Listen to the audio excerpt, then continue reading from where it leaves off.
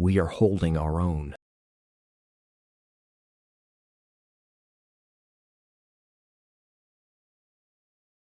That's the last thing anyone ever heard from the Edmund Fitzgerald. 10 minutes later, she was gone. 29 men, 729 feet of steel, 26,000 tons of iron ore. Gone in about the time it takes to get up and pour yourself a cup of coffee. Sit with that for a second. It happened on November 10th, 1975, on Lake Superior. No distress call went out. Not one lifeboat made it into the water. And 50 years later, with the wreck sitting right there on the bottom the whole time, we still can't fully agree on why. So tonight, let's walk through those 10 minutes together, minute by minute, along with the 3 competing theories for what happened inside them. Once you hear all 3, you might change your mind about which one you believe. Nobody believed this ship could sink. Once you know a little about her, you'll understand why that belief was so hard to shake. When the Edmund Fitzgerald launched in 1958, she wasn't just a ship, she was a record. The largest vessel ever to sail the Great Lakes. Longer than 2 football fields, if you want a picture in your head. Sailors called her Mighty Fitz, the pride of the American side. For 17 years, she held pretty much every cargo record on the lakes worth holding, hauling taconite ore from the mines of Minnesota down to the steel mills of Detroit and Toledo. Trip after trip, without much drama at all.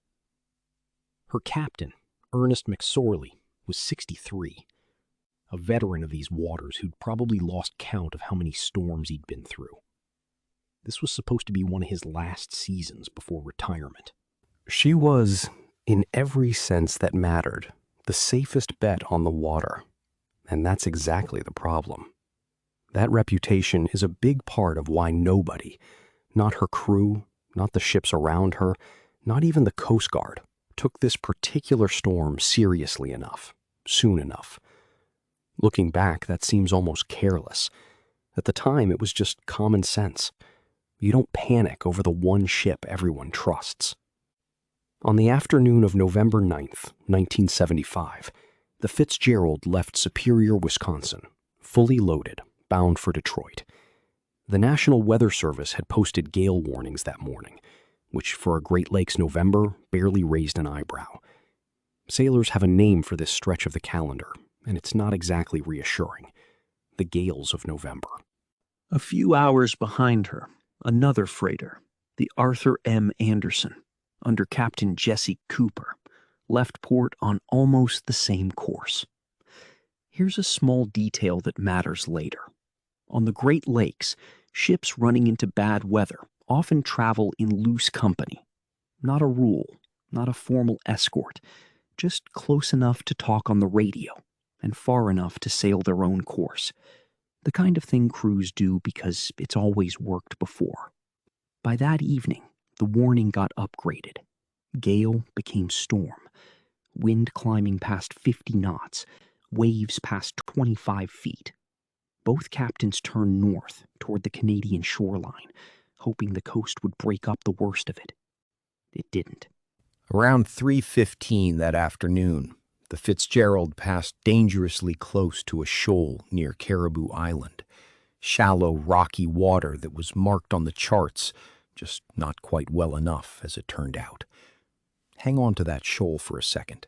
It's going to matter again in about 10 minutes. 15 minutes later, McSorley radioed the Anderson with the kind of news no captain wants to give in the middle of a storm.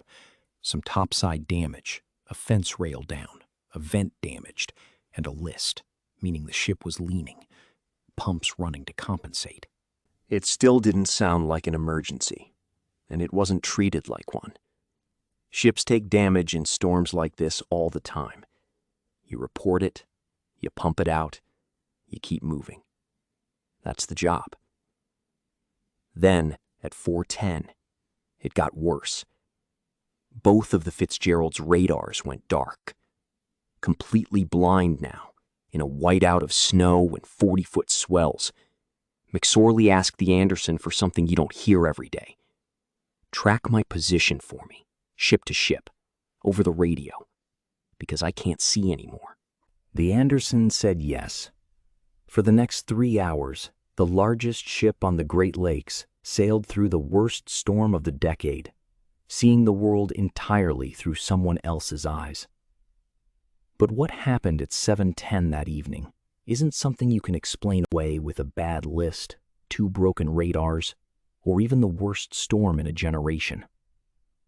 Something else happened out there, and to this day, people who've spent their whole lives on these lakes still don't agree on what it was. Around 6:30, the Anderson, still trailing the Fitzgerald by a few miles, got hit from behind by something her own crew, men who'd sailed these lakes for 20 years, said they'd never seen before. Not one wave, 3 of them, one after another, each estimated at 30 to 35 feet. Sailors have a name for this too, the Three Sisters, a freak cluster of rogue waves that can rise up out of an otherwise ordinary storm sea, seemingly from nowhere. The first wave broke over the Anderson's stern and buried the whole deck in green water. Before the ship had even shaken that off, the second one hit. For a few seconds, try to actually picture this. The crew in the pilot house couldn't see their own stern anymore. It was just gone, swallowed. And then it came back up. Captain Cooper watched those 3 waves keep rolling off into the dark in exactly the direction the Fitzgerald was heading, a few miles ahead of him. At 7:10, the Anderson's radio operator, a man named Morgan Clark, reached out one more time. "Fitzgerald, this is the Anderson. Have you checked down?" "Yes, we have," McSorley said. Clark asked the only question that actually mattered. "How are you making out with your problem?" "We are holding our own." That's it. Steady, almost bored, if anything. The kind of line a 63-year-old captain has said 1,000 times over 30 years. It was the last thing anyone would ever hear from the SS Edmund Fitzgerald. 10 minutes later, maybe less, Morgan Clark glanced at his radar for the Fitzgerald's blip, more out of habit than worry. It wasn't there. He tried again, figured it was snow interference, waited, and tried once more. Nothing. He called out over the radio and got nothing back. Not a word, not even static. Just silence on a channel that had been open for hours. 29 men were on board that night. Captain Ernest McSorley, 63, weeks away from retirement. Third mate Michael Armagost, 37, and the youngest man on the ship, a watchman named Carl Peckel, just 20 years old, barely through his first full season on the lakes. None of them got a distress call out, and no lifeboat ever made it into the water. Whatever happened out there happened too fast for a single word of warning to reach anyone. The Anderson turned around and started searching the last known position herself, hours before any Coast Guard ship or aircraft could even safely get out there.